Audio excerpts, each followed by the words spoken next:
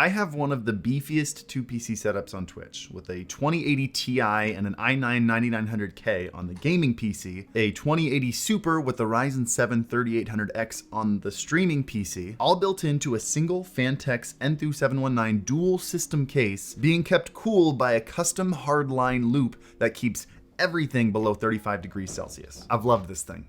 I really have. His name is Orthrus, and he's been a dream. But he was expensive. The total of everything in there costing about $5,000. So this week I built a single PC streaming setup with an RTX 3080 for roughly $2,000. NVIDIA made some pretty bold claims on how powerful these new GPUs are. So we're gonna take this new guy, put it up against Orthrus that costs more than double the price, and we're gonna see how it stacks up.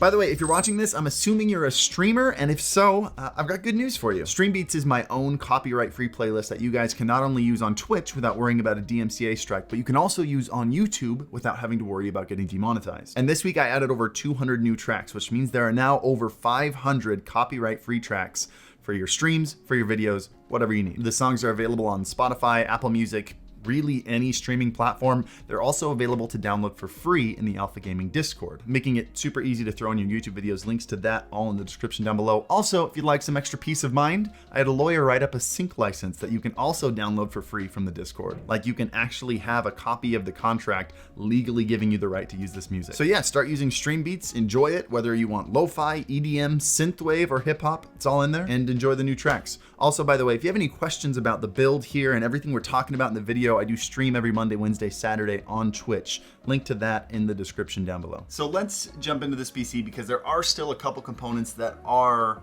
a little bit overkill. And there's two reasons for that. One, this is the bones of my future streaming PC. Two, I want this thing to be able to also test a 3090 and a 3070 at some point. Just jumping into it, we're starting, of course, with the RTX 3080, which is, by the way, is really sturdy. Remember how heavy this thing was? Mm-hmm. I thought it was gonna sag this thing.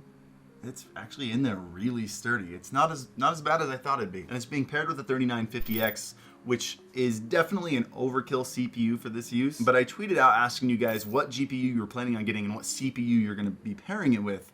And most of you guys that said the 3080 said you were gonna pair it with either the 3900X or a 3950X. I picked up the 3950X because I also wanted to be able to swap this out with a 3090 when it comes out and run the same tests. And I wanted to make sure it wasn't bottlenecked by the CPU. However, you could probably run your system just fine on a 3700X, and that thing will only cost you like less than $300. We got a 2 terabyte PCIe Gen 4 NVMe M.2.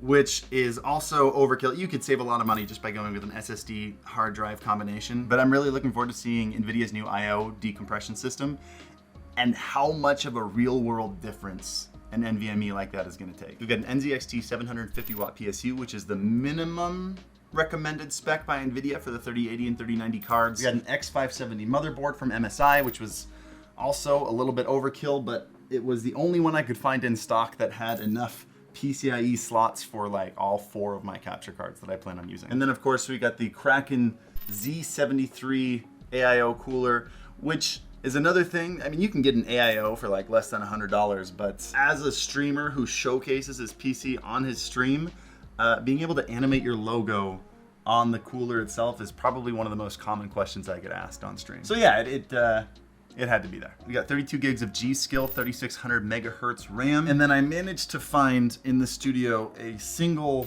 RGB fan. So of course I had to throw that in there. And by the way, links to everything I'm mentioning down in the description below. And then the PC is plugged into a 1440p 144 hertz monitor, as well as a 1080p 60 hertz, there you go, that's the one. 1080p 60 hertz monitor for us to show OBS and all that. You can turn it back to me.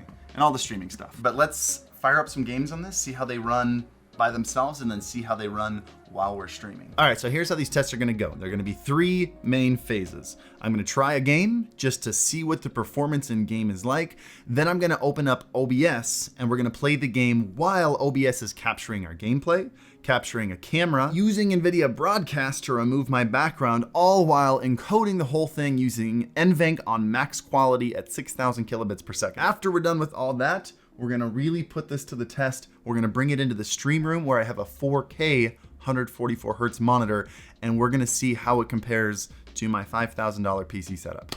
Cool, let's do it. We're gonna open up Apex Legends. We're gonna launch this one just because I know on my previous PC, I generally got between 90 and 110 FPS when running in 1440p. All right, let's just jump into the firing range. See what we're looking at. Keep in mind, this is with all the settings on ultra, as high as they get, which is not how I normally play this game. I'm holding a solid 144 FPS. It looks like I've gone down to 142. Let's see if playing online actually changes anything. Maybe that adds a little bit of the load to the CPU.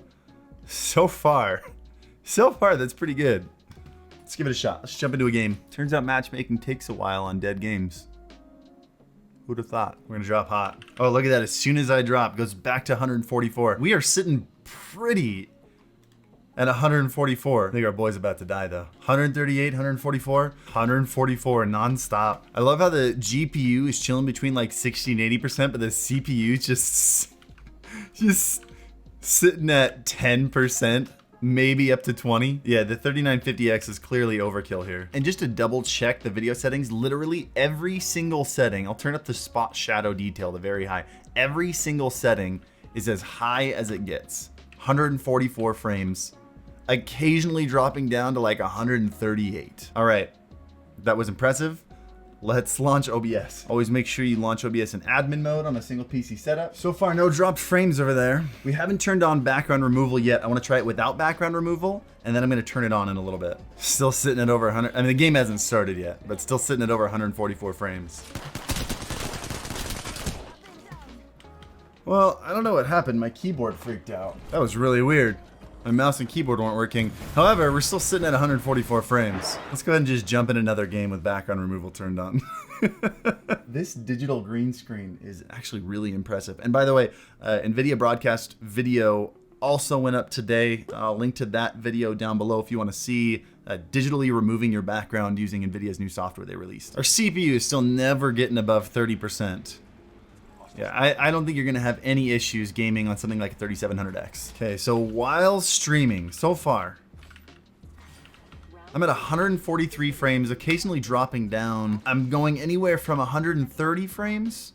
Haven't seen it get below 132, up to 143. My keyboard's doing it again.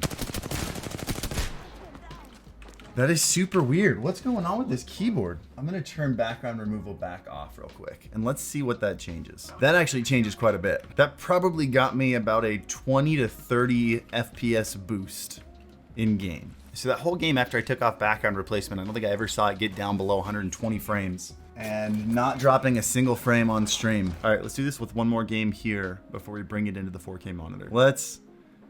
You gotta do it. Let's do Fortnite. People still play Fortnite? I have no idea. I don't think anyone plays anything other than Among Us anymore. Oh, is that how this works now? What do the bananas do? Man, it's been a long time since I played this game.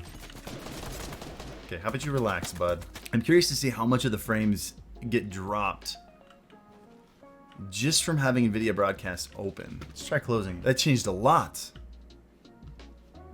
That changed all the hiccups, actually. They did mention to me that NVIDIA broadcast had some issues with running capture cards instead of webcams. So I wonder if that was causing some frame skips, and that's why the games run so much smoother without it. But we're in epic settings while encoding a stream with game capture on and with a camera running, and we're still getting 135 FPS. Just hit 150 FPS in epic settings. Oh, you eat the bananas. Of course. What else would you do with a banana? Good to know. In general, I guess I wouldn't recommend running NVIDIA broadcast if you're capturing a camera through a capture card while you're streaming. It does actually take a pretty serious hit in performance. But once we turned that off, we were holding a steady 140, 150 frames, sometimes dropping down to like 135. That was pretty impressive. All right, let's take what we've learned. Let's move this PC into the other room where I've got my 4K 144 hertz monitor, and let's just see how it stacks up against my 2 PC setup.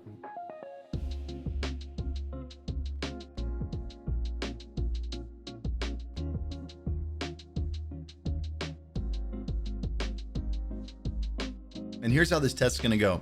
We've got the 4K 144 hertz monitor right here, and we're gonna be picking 3 of the most popular FPS games. We got Fortnite, Valorant, and Apex Legends. We're gonna run all 3 of these on this monitor while streaming, same settings, Let's see what we get. Let's start with Fortnite. Let's go to full screen. Let's uncap this. Set it to epic. Easy peasy. Now keep in mind, even though this is streaming, running OBS is doing absolutely nothing to the frames of this PC. That is one of the main advantages of having a 2 PC setup. You can do whatever you want to your stream. I could add as many overlays, as many alerts, whatever I want. It's not gonna touch my frames. I was actually having frame rate drops like this in the earlier test in the other room, and I was afraid it was just the PC. It's just this.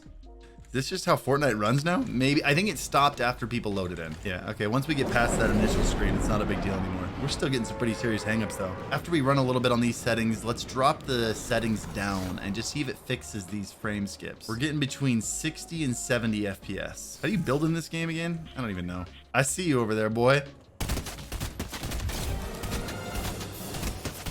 Are these bots? I'm pretty sure these are bots.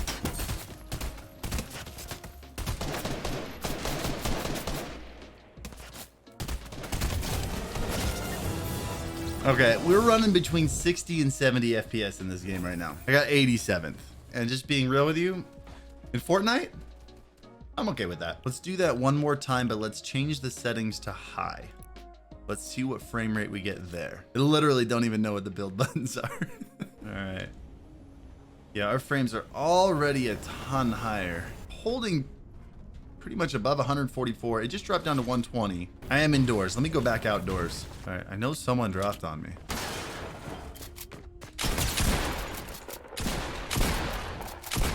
Woo! All right, let's get to someplace a little bit higher. Let's see if we can get these frames to drop at all by showing a little bit more of the map. It looks like things are not a problem when you have the settings on high as opposed to epic. That changed a lot.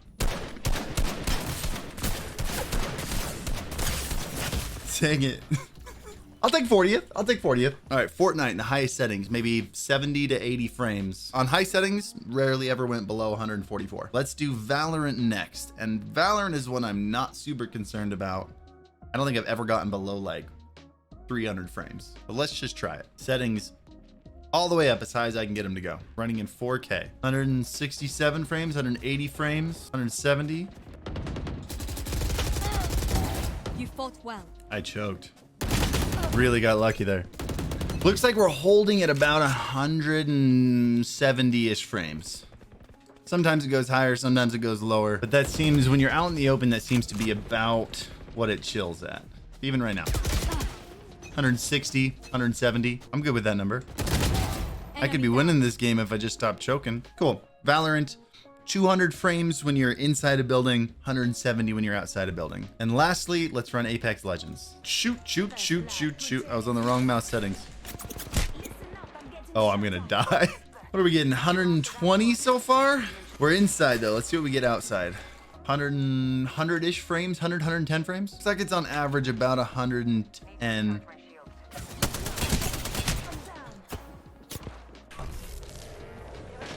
I went down fast. Oh, did you get him? Good for you, man. Looks like right now we're in the 90s. Now back up to 135, back down to 115. I'd give us an average of 110, 115 here in this game. All right, that is what gaming and streaming looks like on Orthrus. Let's try the 3080. All right, we're on the 3080 PC. We got it set to 4K, unlimited frame rate. Everything's set to epic. Let's do it. Sam, throw on the screen, maybe like above my camera up here, and let's see how they compare. I think I'm landing at the exact same spot. Take a look at our CPU and GPU. We're using 95% of the GPU and only 15 to 20% of the CPU. No! I'm not gonna lie, I'm a little disappointed in the frames. And let's bring it down to high settings. Yeah, that pushes things back up. About 180 in 4K. I saw someone over here. I'm like trying to remember all the build buttons. Sometimes down to the 150s, occasionally down to the 140s, but holding pretty steady around high 70s, even high 80s sometimes. Yeah, even occasionally jumping up into the low to mid 200s. I'm being a loot goblin. Dang it, I got 7. Fortnite handled a little bit better. We got maybe 10 to 20 more frames on Orthrus than we did on the single PC setup. Let's give Valorant a shot. Right now we're getting 170 to 190 frames. It looks like we're getting between 160 and 190 frames in this game. All right, let's move on over to Apex Legends. It's interesting to see such a low percentage of CPU being used. I'm interested in how they determine that number. What are we getting? 90 to 100 frames? I'm just gonna turn off the preview window in OBS.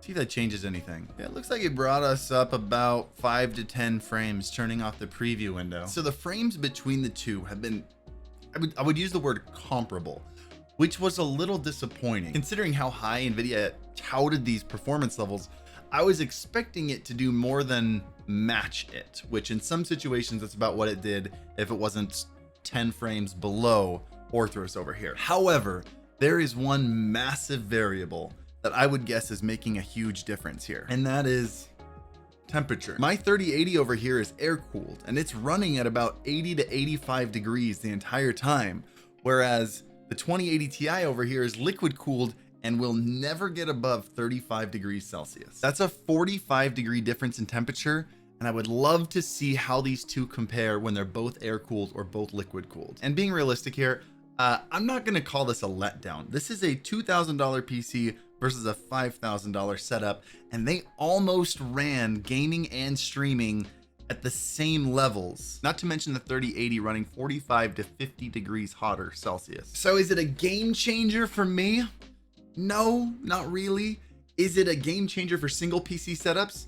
Yes. If you're buying a 30 series card or at least a 3080, I have a hard time justifying a second PC at this point. Keep in mind, we were gaming in 4K and never dipped below or even close to 60 FPS. You're gonna be able to game and stream however you want on this thing. But I don't think I'll be replacing Orthros with this PC just yet.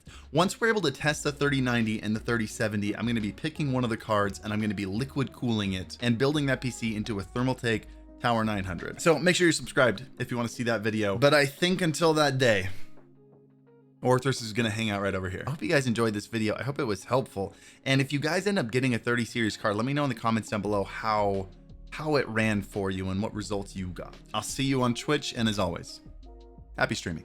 It's Fall Guy 5214. Whoever you are, I'm sorry your parents didn't love you as a child. I'm sorry you had no friends. I'm sorry that the world has caused you so much pain that you feel the need to cheat at Fall Guys.